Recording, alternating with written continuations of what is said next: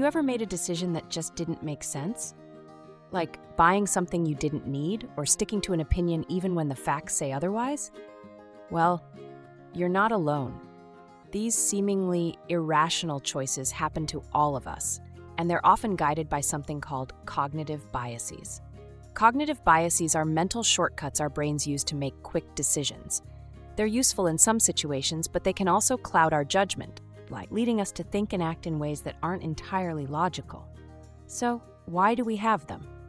The answer goes back to evolution. Our ancestors had to make rapid decisions for survival, often with limited information. These mental shortcuts help them make choices quickly, which could mean the difference between life and death. Let's dive into some specific biases, starting with one of the most common, the anchoring bias. This is when we rely too heavily on the first piece of information we encounter, or the anchor, when making a decision. For example, imagine you're buying a car and the first price you see is $30,000. Even if you later see similar cars priced at $25,000, your brain is still anchored to that initial number, making $25,000 feel like a bargain, even if it might not be.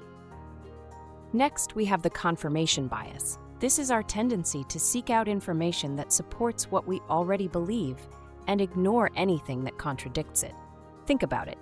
If you're convinced a particular diet is the best, you're likely to focus on articles and videos that support that belief, while ignoring or dismissing any studies that suggest otherwise. Confirmation bias reinforces our views, sometimes even if they're wrong.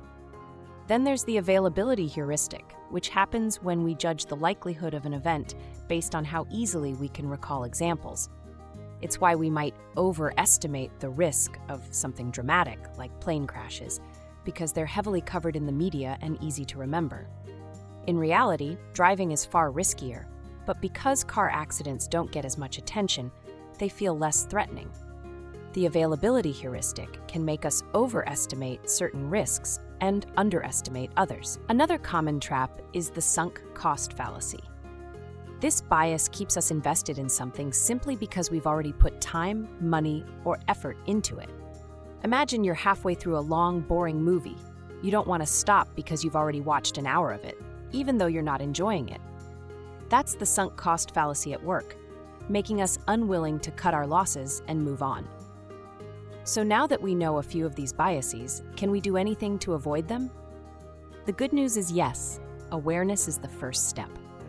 By recognizing when a bias might be influencing our decisions, we can pause, rethink, and try to approach things more objectively.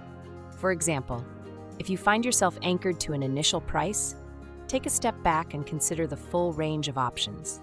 If you notice confirmation bias in your research, make a point to look at opposing viewpoints. And if you're caught in the sunk cost fallacy, remember that past investments shouldn't dictate future decisions.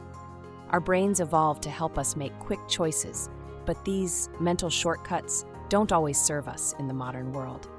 By understanding cognitive biases, we can start to make better, more informed decisions. So next time you're faced with a decision, remember, a little awareness of your own mind can go a long way. Thanks for watching, and don't forget to subscribe to Mind, Machine, and Marketing for more insights into the science of decision-making and behavior.